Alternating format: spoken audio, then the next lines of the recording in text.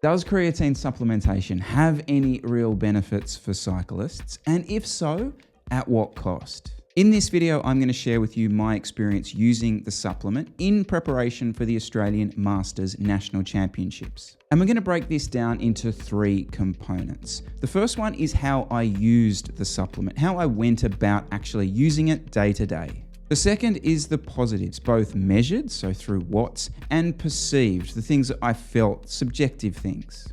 And the third element are the negatives. Again, the measured ones, the perceived ones, the things that I felt, and the things that other people noticed. So I started using creatine supplementation in early November 2022 with an eye on the National Championships in early January 2023.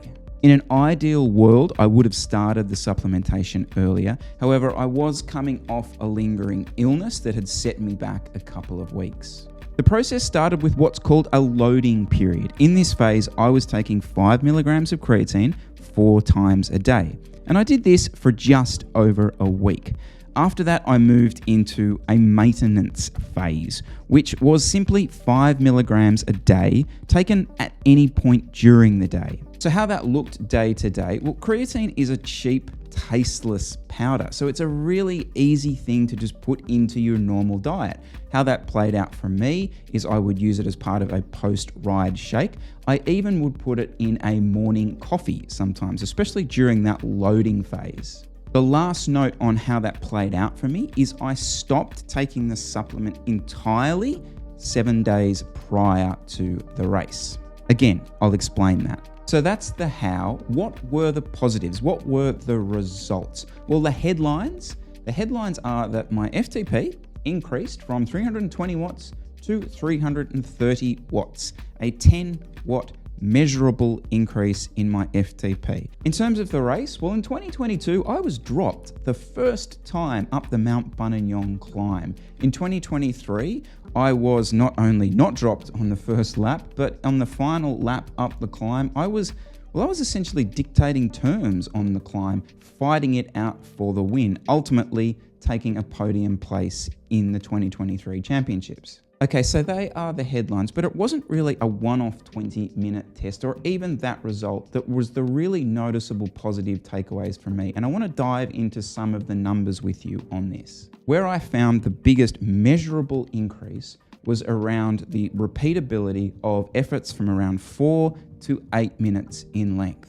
In early November, a 4x8 minute session would routinely see me nudge 350 watts for potentially the first and the second effort, but the third and the fourth effort would always see a noticeable drop off.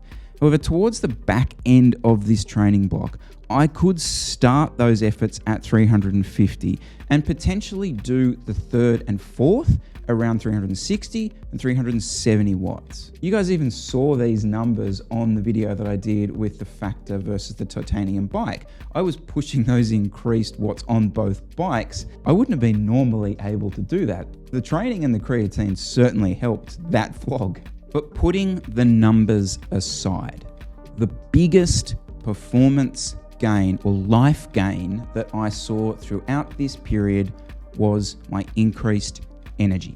Coming home from a ride, I simply was not as fatigued and I was better at home. I was better with the kids, especially over that Christmas, New Year's period. I've always found this in the past, that the more the training ramps up, the fatigue ramps up. It's my daily life, it's my home life that suffers. It is really important for me to say that. It's not very YouTubey, it's not very clickable, I understand that, because it's not a measurable thing. But my FTP has increased to that number many times in the past, but I've not done it without that sacrifice of the home energy that easily in the past. If I didn't have a power meter, if I didn't have any measurable metric, any monitoring device, and you asked me, hey Chris, did you find any difference using creatine? I would simply say, yeah, I had a bit more energy, more power, better recovery, more energy. So why is the thumbnail to this video so clickbaity and negative?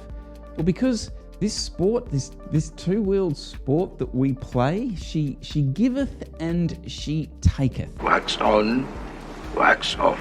Sadly, creatine for me did a bit of taketh. So let's get straight into it. I put on weight. I normally have a weight at 63 kilos, pretty steady around that period.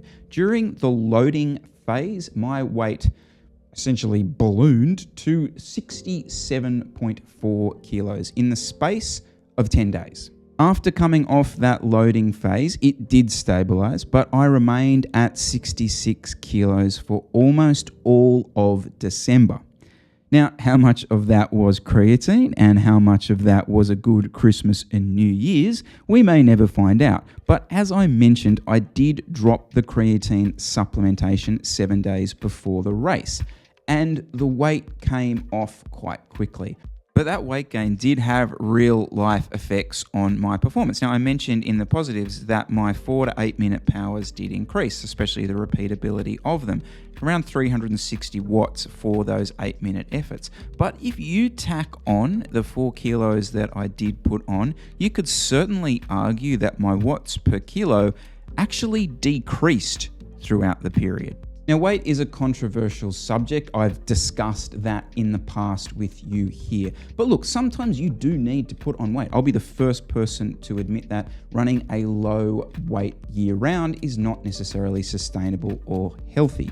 However, the way that weight came on, it didn't feel comfortable on me. And the reason for that is I felt that the majority of that was in my guts, which brings me to my stomach upset. During the loading phase, this was pretty bad. Bloating, cramping, and even some diarrhea. Whilst that eased off as I moved sort of into the maintenance phase, so taking less creatine, what didn't go away was the gas. Guys, I became that guy in the house. And yeah, there were a few nights where I slept alone down on a couch because I was clearing rooms. The third thing I suffered with, and it's not something that I'd suffered with in the past, really was dehydration. I found this quite noticeably to be a challenge, especially, I think it probably played off a little bit the way that I was feeling with my guts, whether I was able to take on as much hydration during rides, but I was constantly thirsty. And yes, I know you're probably sitting there thinking to yourself, well, that's why you put on weight. Yes, I mean, ultimately that is probably one of the things that the weight went on, is because it was water weight. But I didn't like the feeling of the additional weight, and I didn't like the feeling of always being thirsty. And the final negative, which was a measurable one, was I saw no gain in certainly my max sprint, but really any short-term power. Anything under 4 minutes, I did not see any gain at all. Now, being in my 40s, I certainly wasn't expecting to see a jump in my VO2, but it certainly would have been nice to have seen something on my sprint, especially seeing that seems to be the common thread that people talk about. I certainly did not feel that. But to conclude my experience doing this, the question really is, will I do it again? Yes, I will definitely use creatine again in my cycling future, but I'm certainly not going to use it routinely, and I've stopped using it currently. And the main reason for that is not necessarily those positives and those negatives that we talked about today. It's this thing about reliance on supplementation. I value my time riding. I value my time training as something that I can get into my day. Adding another duck that I need to put in a line before going out and doing a ride is not something I want to commit to at this point in the year. I think if I went down this route again, I would probably incorporate more gym into the training that I was doing and try and shoot for some gains in that short-term power, specifically around the sprint stuff. I do feel that with the race that I was doing, that wasn't a big part of my training, and I was also carrying quite a bit of fatigue and some training load from that. I would really implore you to check out the strength video that I did with Dan. He goes into some detail about some supplementation and specifically talks about creatine. I'll put some links to some videos that we've done in the past on supplementation, some strength stuff, some training stuff down below. And as always, guys, hit that thumbs up and sub to the channel. I'll see you real soon.